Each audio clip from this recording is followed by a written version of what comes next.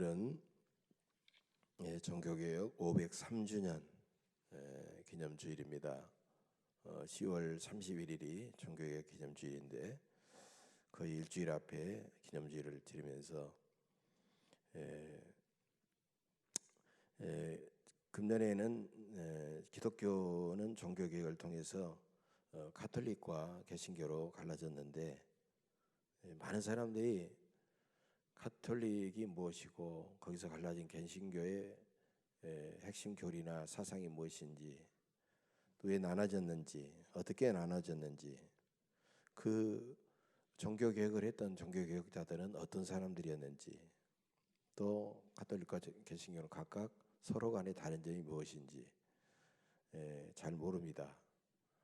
내가 개신교인이라는, 개혁교의 개신교인이라는 사실만 알지 사실은 자세히 몰라요.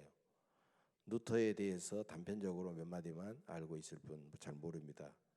그래서 이 시간 오늘부터 종교개혁에 대해서, 그리고 종교개혁자들을 일일이 한 사람씩 살펴보면서 이제 함께 몇 시간 동안 은혜를 나누려고 합니다.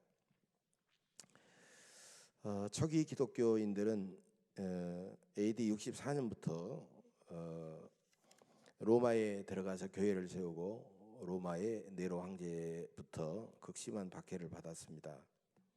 그래서 사도 베드로와 사도 바울이 로마에서 순교를 했고 AD 100년경에 제자 중에 가장 오래 살았다는 사도 요한이 세상을 떠나게 됩니다.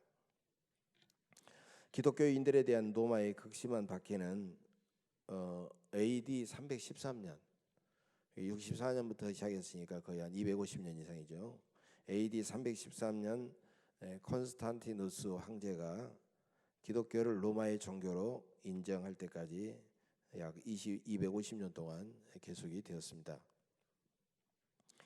예수님이 계실 때 성경은 구약의 토라, 창세기, 출애굽기, 레위기, 신명기, 구약의 토라만라는 율법서만 있었고, 그리고 얼마 후에 드디어 예수님의 행적과 교훈을 기록한 사복음서가 세상에 나오게 되었고, 그와 동시에 바울 서신과 여러 다른 서신들이 나오게 되었습니다. 이 성경책들은 각기 하나의 책으로 모아지지 않고 따로따로 존재하다가 한 권으로 모아졌는데, 그 이유는 그 당시에 일어났던 여러 이단들 때문에 그렇게 되었던 것이죠. AD 2세기경, 그러니까 AD 2세기면 100년 전후입니다. 마르시온이라는 사람이 있었는데, 이 사람이 예수님께서 세상에 육체로 오셨다라는 사실을 부정하면서 영지주의라는 사상을 주장하기 시작했습니다. 그리고 많은 사람들이 거기에서 흔들리고 어려움을 당했죠. 그리고 마침내 마르시온은 이단으로 정죄되었지만, 교회는 정통신앙을 더 분명하게 세우기 위해서 AD 367년에 성경 66권을 정경으로 확정을 했습니다. 그리고 AD 380년에는 가톨릭교회에서 1000년 동안 사용해온 불가타 성경이라는 성경이, 라틴어 성경이 나오게 됩니다. 이 라틴어 성경에는 정경 66권만이 아니라 외경 7권도 함께 들어있었던 그런 성경이었어요. 성경 정경화 작업을 하면서 그 주도적인 일을 했던 교회의 감독들과 많은 사람들이 권위가 굉장히 강화되었던 것입니다. 12사도가 중심이 되었던 로마 교회와 안디옥 교회와 에베소 교회 감독의 권위도 더 주목을 받았고 인정을 받았죠. 특별히 로마에 있었던 로마 교회는 5세기경부터 예수님께서 사도 베드로에게 신앙 고백을 잘한 사도 베드로에게 천국의 열쇠를 주셨고, 그리고 그 베드로와 바울이 복음을 전하다가 로마에서 순교했기 때문에 로마를 제2의 예루살렘이다, 이렇게 주장하게 되었습니다. 그리고 그 천국 열쇠는 베드로에게 줬기 때문에 베드로의 무덤이 있는 로마의 바티칸 교회, 로마의 교회로 계승되었기 때문에 기독교 교회의 온전한 정통성은 로마 가톨릭 교회에 있다라고 그들은 주장하고 나섰습니다. 그런데 여러분, 이 가톨릭이라는 말은요, 특별한 지명이 이름이 아니에요. 그것은 일반 명사입니다. 어떤 뜻이냐면 보편적이다, 세계적이다, 전체적이다, 이런 뜻을 가지고 있어요. 이렇게 영어로 다른 말로 하면 universal이라는 말과 비슷한 말입니다. 그냥 전체, 세계적, 보편적, 이런 뜻이에요. 그래서 초대교회는 이 말을 사용했던 이유는 자신들을 여러 이단들과 구별하기 위해서 붙여진 이름이었어요. 이게 하나의 교회인데 우리는 가톨릭 교회다, 이 말은요, 우리는 보편적인 교회다, 세상 사람들이 다 알고 있고 인정하는 전체적인 교회다라는 그런 뜻으로 사용한 거예요.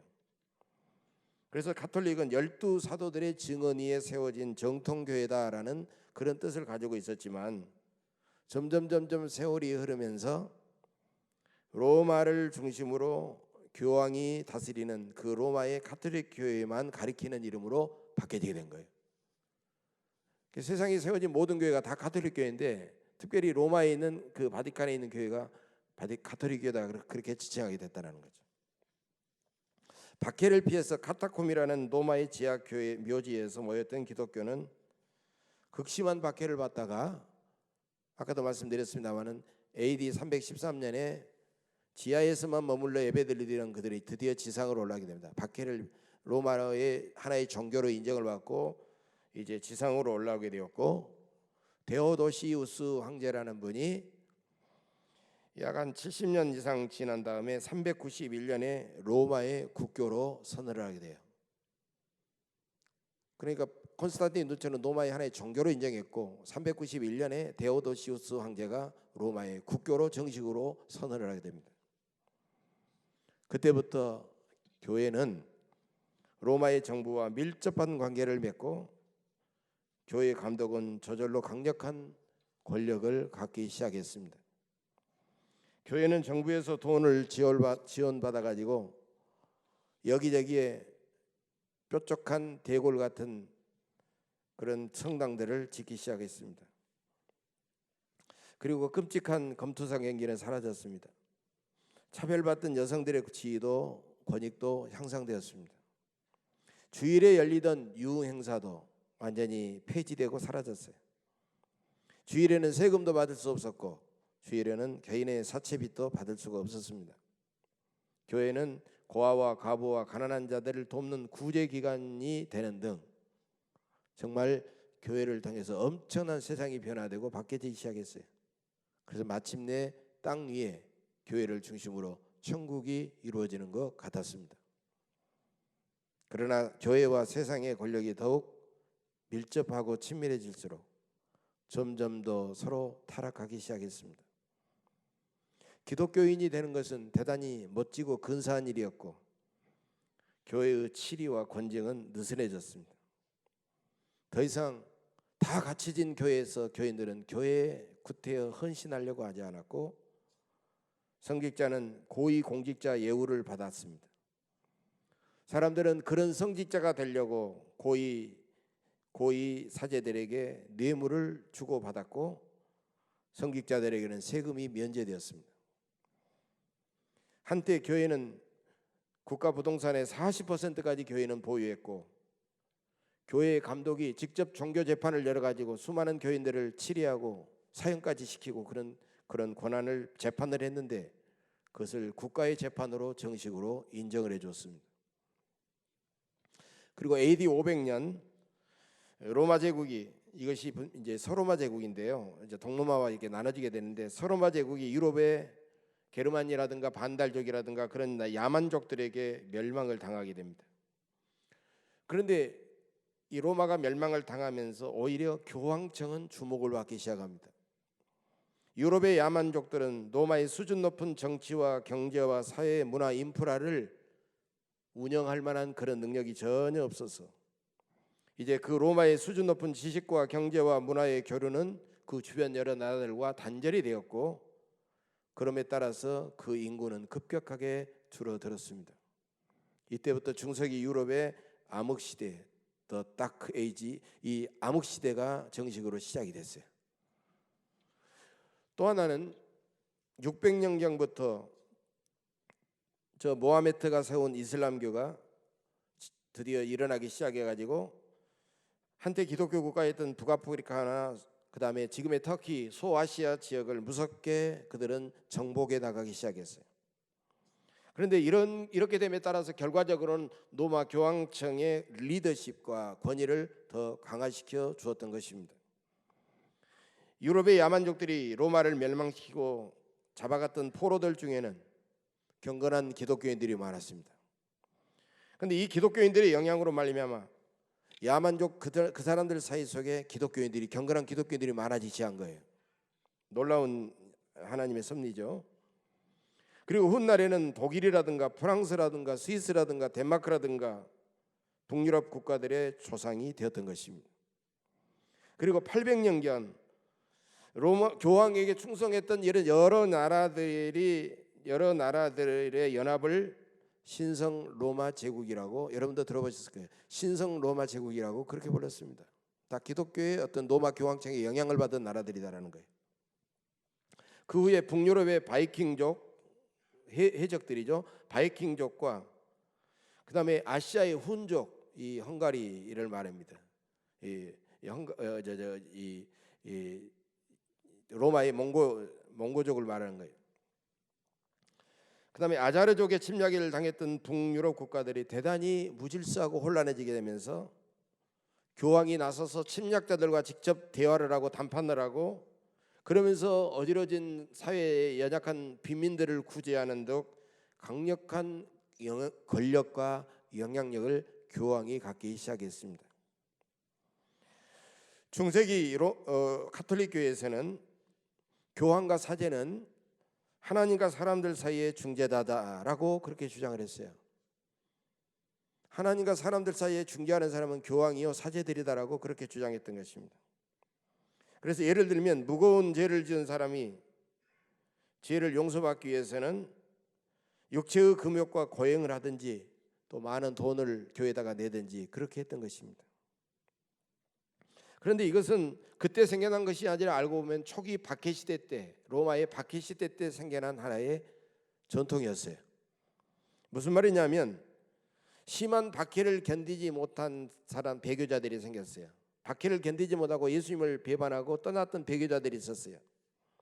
그 사람들이 박해가 끝나자 옛날에 그랬던 것을 후회하면서 다시 교회로 들어오려고 했던 거예요. 그러니까 생명을 걸고 믿음을 지켰던 사람이 보기에는 저 사람들은 옛날에 배교했는데 다시 들어오려고 그러니까 자기들이 억울하기도 하고 그냥 받아주는 것만 안 되거든요. 그러잖아요. 그냥 들어와라 할 수가 없잖아요. 그래서 그들에게 반드시 일정한 형벌을 치르도록 했던 것입니다. 배교자들의 형벌은 교회의 감독이 정했습니다. 그리고 배교자들은 몇 년 동안, 이게 뭐 며칠이 아니고 몇 달이 아니고 몇 년 동안 혹독한 회개를 하면서 참회와 금욕과 고행을 하도록 했어요. 그래서 유명한 면죄부 제도도 이 속죄 교리에서 나온 그런 교리였던 거예요. 면죄부 제도가 갑자기 나온 게 아니에요. 이런 속죄 교리를 통해서 나온 거예요. 형벌을 면제받기 위해서 그들은 14세기에 있었던 십자군 전쟁, 나중에 십자군 전쟁에 대해서 나중에 설명합니다. 십자군 전쟁에 아들을 보내라. 베드로 성당 증축 공사에 헌금을 많이 내라. 그러면 당신과 당신의 가족들의 죄는 다 용서해 주겠다라고 그렇게 강요했던 것입니다.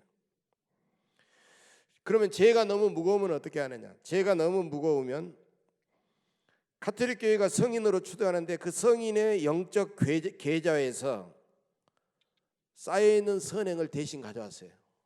참 말도 되지 않는 그런 소리입니다만은 그것을 가리켜서 선행의 보고다 이런 말에서 선행의 보고, 선행이 쌓이는 보물 창고다 그 말이에요. 죄가 너무 무거워도 교황청이 선한 일을 많이 해서 성인으로 추대한 사람에게 직접 기도하고 그 사람의 이름으로 헌금하면 그 죄가 사해진다고 강요해서 교황청은 막대한 헌금을 거둬들었던 것입니다. 그래서 주님의 어머니 마리아 숭배가 이때도 기승을 부렸고 성인들의 유골과 유물 숭배까지 성행해서 사방 곳곳마다 성인들의 무덤이 파헤쳐져 도굴되었고 예수님의 세마포와 대못과 가시관이라고 주장하는 유물들이 사방에서 나왔어요. 이것이 예수님의 가시관입니다. 이것이 예수님의 대못입니다. 이것이 예수님이 입었던 세마포입니다. 막 이런 식으로 막 사방에서 나왔던 거예요. 교황과 사제의 절대 권력의 무기는 뭐였느냐? 성만찬의 화채설이었습니다. 성만찬의 화채설, 이것은 화채설이라고 하는 것은 사제가 이제 분병례를 하면서 이 떡을 들고 잔을 들고 이렇게 이것은 예수님의 몸입니다, 이것은 예수님의 피입니다라고 딱 말이 끝나는 순간 그것은 예수님의 살로 변하고 예수님의 피로 그대로 변한다라는 거예요. 그러니까 우리는 예수님의 살이라는 것을 상징하고 예수님이 영적으로 그것이 있겠다고 우리는 먹잖아요. 예수님의 살과 피는 아니지만 그러나 실제로 그들은 예수님의 살이다, 예수님의 피다라고 믿었던 거예요. 그러니까 지금도 여러분 천주교에 가면 성만찬을 하면요, 남는 것은요 사제가 다 땅에다 묻을 수도 없어요. 다 먹습니다. 그래서 사제들은요 주일날 만날 수도 없어요. 술을 포도주를 많이 마셔가지고 남는 거 마셔가지고 술이 채가지고 만날 수가 없어요. 여러분, 떡과 포도주를 실제로 예수님의 살과 피로 변화시키는 교황과 사제의 권위가 얼마나 절대적입니까? 대단하잖아요. 교황의 말 한마디, 사제의 말 한마디에 떡과 포도주가 예수님의 살과 피로 변해버리는 거예요. 얼마나 절대적이냐고 말이죠. 그래서 지금도 개신교 성 예배의 중심은 이 설교하는 이 강단이지만 이 카톨릭 미사의 중심은요 이 강론하는 강단이 아니라 성만찬상입니다. 그래서 성만찬 화채설을 믿게 되자 성만찬 참석하지 못하도록 금지시키는 수찬정지 형벌은 가장 무서운 형벌이 되었어요. 세상의 왕이라도 세상의 권력자들이라도 교황이 눈밖에 나면요 성만찬상에 가까이 올 수가 없었어요. 수찬정지 처벌을 받았어요. 수찬정지 형벌은 뭐냐? 주님의 공동체, 주님의 몸된 공동체에서 쫓겨나는 출교 직전의 형벌이었던 거예요. 수찬정지 처벌을 받았고 그러고도 회개하지 않고 계속 눈밖에 나면 아예 출교시킨 거예요. 그 직전에 무서운 형벌이었다라는 겁니다. 그래서 세상의 왕들도 교황에게 절대 복종했고 교황은 절대 권력과 어마어마한 부를 누렸던 것입니다. 교황과 추기경과 사제들은 사람을 위로하고 사람의 영혼을 돌보는 일에 사람의 영혼을 구원하는 일보다는 권력과 돈을 탐하느라고 혈안이 되었고 막대한 세금을 거두었고 그 귀한 성직을 사고 팔았고 세상 권력과 끊임없이 야합했던 것입니다. 14세기 교황청의 부패는 극에 달했어요. 그리고 결혼할 수 없다는 교황들은 수많은 세상의 첩들까지 두었어요. 그리고 어느 해는 2명의 교황이 나타났습니다. 2명의 교황이, 한 사람은 로마의 교황청에, 한 사람은 프랑스 아비용이라고 하는 곳에 나타나가지고 서로 자기들이 진짜라고 서로 상대를 가짜라고 막 정죄하면서 막 출교를 시켰어요. 그리고 심지어는 같은 동시대에 3명의 교황이 서로 진짜라고 나타나기도 했습니다. 베드로 성당엔 수많은 고급 미술품들과 그리고 그리스 로마의 신상들을 들여왔고 많은 돈을 들여 좁게 되자 많은 돈을 들여 베드로 성당을 증축하기 시작합니다. 충분한 증축 원금이 들어오지 않자 연옥교리로 면죄부 제도를 만들어서 막대한 헌금을 걷어들였습니다. 연옥교리가 뭐냐? 우리는 천국과 지옥을 믿잖아요. 그런데 천국과 지옥 사이에는 연옥이라는 것이 있다라고 그들이 이야기했어요. 그래서 누가 보더라도 흉악한 죄인은 죽으면 곧바로 지옥으로 가지고, 누가 보더라도 선한 일을 많이 하고 의로운 사람, 성자 같은 그런 사람은 천국으로 들어가지만 좀 애매한 사람 있잖아요. 애매한 사람, 뭔가 선한 일도 한 것 같은데 좀 죄도 좀 짓고 애매한 사람이 있어요. 누가 보더라도 애매한 사람은 지옥에 간다라는 거예요. 연옥에 간다라는 거예요. 그래서 이제 연옥에서 하나님의 판결을 기다리게 되는데, 사람들이 자기 가족이 연옥에 가 있다라고 생각을 하잖아요. 그래서 미사를 드릴 때 연옥에 있는 죽은 가족의 영혼을 위해서 기도하고 헌금하면 동전이 교회 돈 개짝에 쨍그랑하고 떨어질 순간 연옥에 있는 가족의 영혼이 지옥으로, 아주 천국으로 펄짝 올라간다라는 그런 이상한 교리를 만들어냈습니다. 여러분, 나중에 마틴 루터가 1517년 비텐베르크 성당에 95개조 이 논제 항의문을 내건 것도 이렇게 참 엉뚱하고 황당한 면죄부 제도 때문이었던 것입니다. 그런데 14세기 중반부터 몇몇 학자들이 드디어 교황청을 비판하고 나섰습니다. 사진이 나올지 모르겠습니다만은 지금 영상 화면에 떠오를 수도 있겠습니다만은, 저분입니다. 대표적인 학자가 바로 영국 옥스퍼드 대학교에서 신학과 철학을 가르쳤던 잔 위글리프라는 사람입니다. 잔 위글리프. 이 잔 위글리프는 세상을 다스리는 주권은 교황청의 중재에 달린 것이 아니라 그 권력을 행사하는 사람이 하나님의 은혜 가운데 있느냐 없느냐에 달려 있다. 성직자와 성도도 하나님 앞에서 모두 다 평등하다. 하나님과 사람 사이를 중재하는 사제나 성례제는 구태여 필요하지 않다. 어떤 성례보다 더 중요한 것은 하나님의 말씀이고 설교이다. 교황을 비롯한 모든 사람과 조직은 하나님의 말씀으로 판단받고 평가받아야 된다. 영적인 리더십의 권위는 예수님의 온유하고 겸손한 거룩한 성품을 닮은 그의 인품에서 나온다. 교황청이라도 권력과 탐욕에 빠졌다고 하면 반드시 하나님의 심판을 받게 될 것이다. 그렇게 주장하면서 로마 교황청의 신학과 교리와 조직과 제도를 송두리째 완전히 부정을 했습니다. 엄청난 사건이었어요. 로마 교황청에 핵폭탄을 던진 그런 사건이었죠. 교황은 너무너무 격분해가지고 1382년 잔 위글리프를 이단으로 정죄하게 되고 그의 제자들, 그의 추종자 제자들을 무섭게 박해하기 시작했습니다. 잔 위글리프가 순교를 당하지 않았던 것은 유럽 대륙에 남아있지 않고 영국 사람이었기 때문에 거기까지 가서 그렇게 하지 못했던 거예요. 교회는 1000년 이상 성경 위에 군림했고 성경을 인준했지만 위글리프는 성경이 교회를 지배하고 다스리고 성경이 교회를 인준해야 된다라고 그렇게 주장했습니다. 당연한 이야기죠.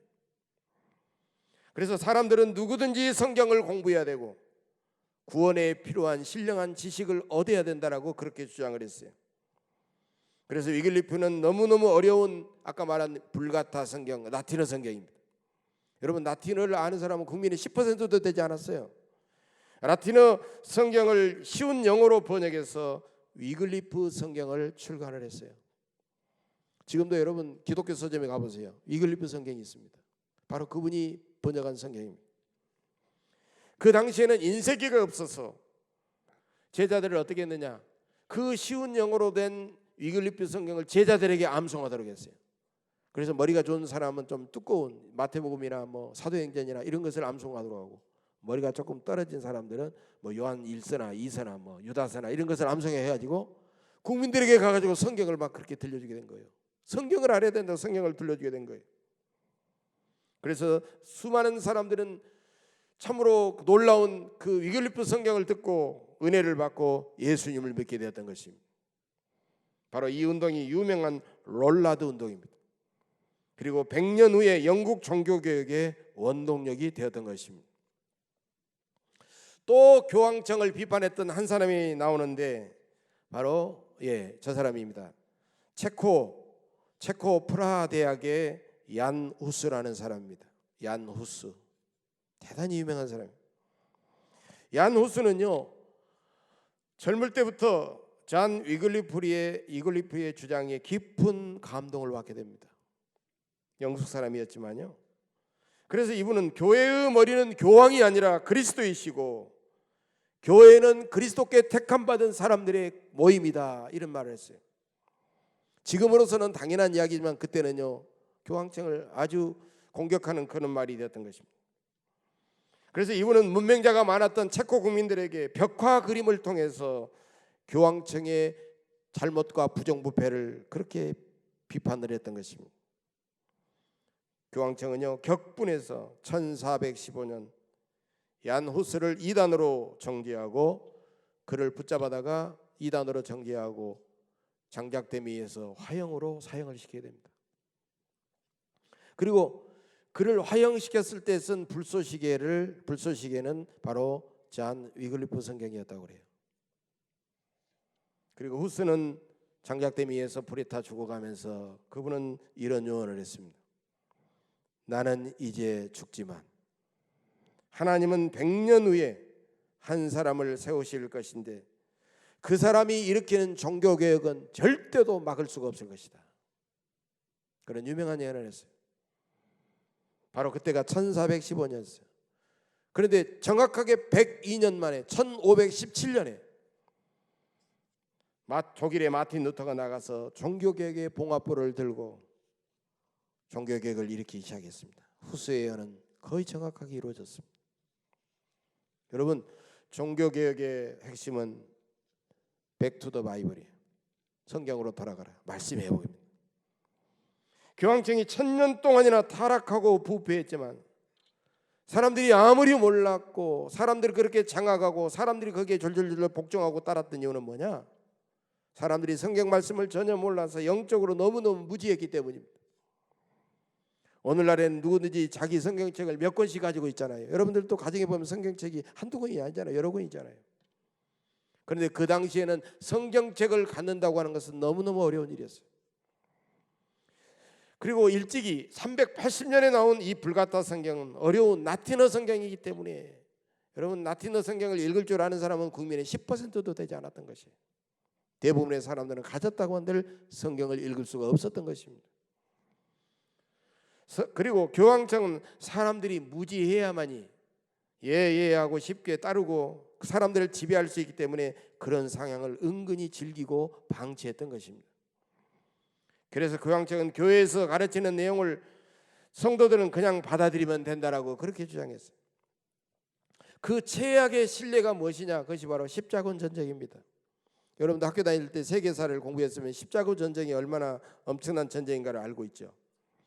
십자군 전쟁은 이슬람 세력들에게 빼앗긴 이스라엘의 예루살렘과 여러 성지들을 다시 되찾는다는 그런 명분으로 무려 200년 동안이나 2세기 동안 200년 동안이나 8차례에 걸쳐서 일으킨 그런 전쟁이었던 것입니다.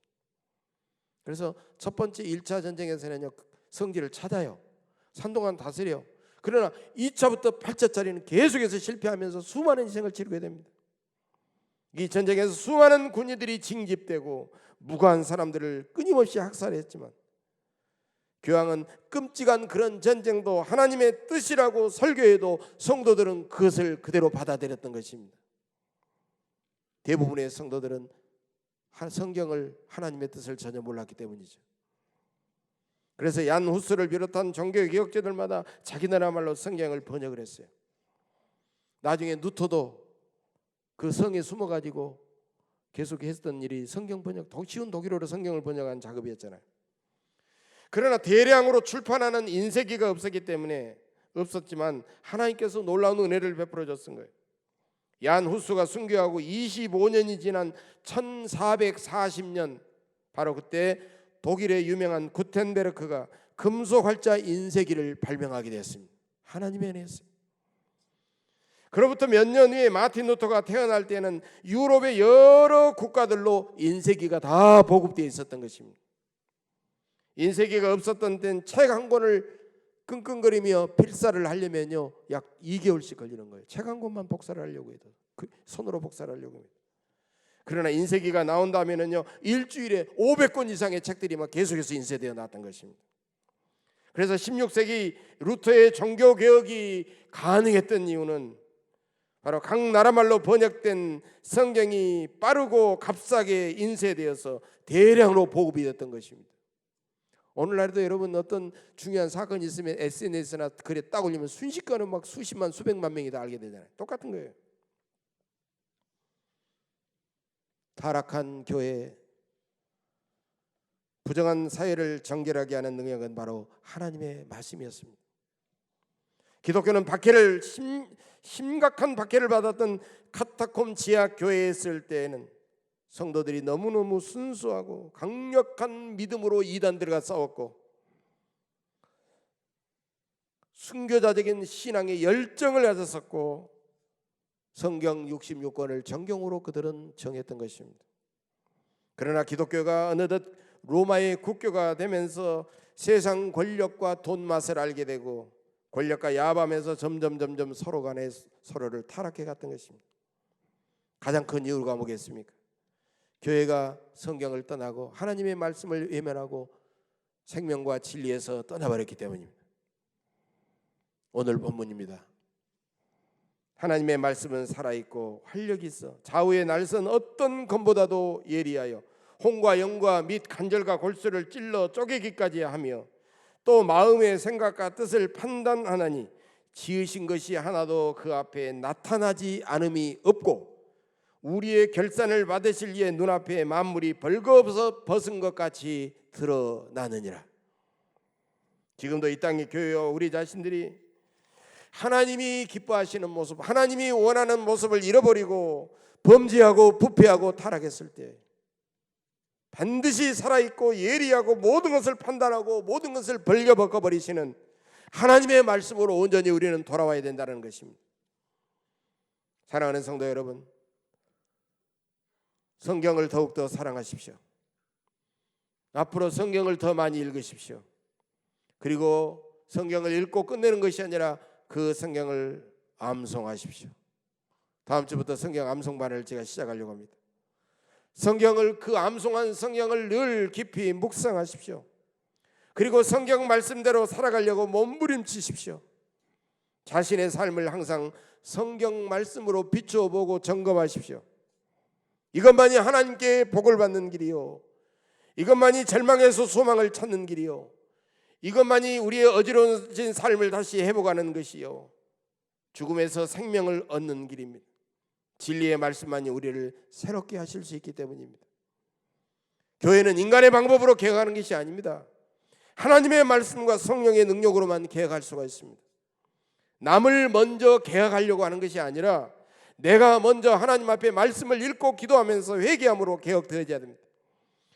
다른 교회를 바라보고 다른 교회의 허점과 약점을 보고 내가 개혁하려고 하지 말고 먼저 우리 교회부터 하나님의 말씀으로 새로워져야 될 것입니다. 우리 각자가 종교개혁의 역사를 공부하면서 성경으로 다시 돌아가서 하나님을 가까이 하시고 하나님의 말씀을 가까이 하셔서 우리의 믿음과 삶을 더 새롭게 하시기를 주님의 이름으로 간절히 축복합니다. 기도하겠습니다. 지금도 살아계셔서 역사하시는 전능하신 아버지 하나님, 오늘 이 시간 하나님의 말씀에서 멀어진 교회와 성도들이 얼마나 타락하고 부패하는가를 깨달았습니다. 이제 우리 예원교회를 비롯한 한국교회가 그저 잎사귀만 무성한 무화과 나무가 되지 않고 겸손히 하나님의 말씀으로 온전히 돌아와서 하나님께서 진정으로 기뻐하시고 하나님께서 감동하시는 성령의 열매를 풍성히 맺게 하옵소서. 감사드리며 예수님의 이름으로 간절히 기도하옵나이다. 아멘.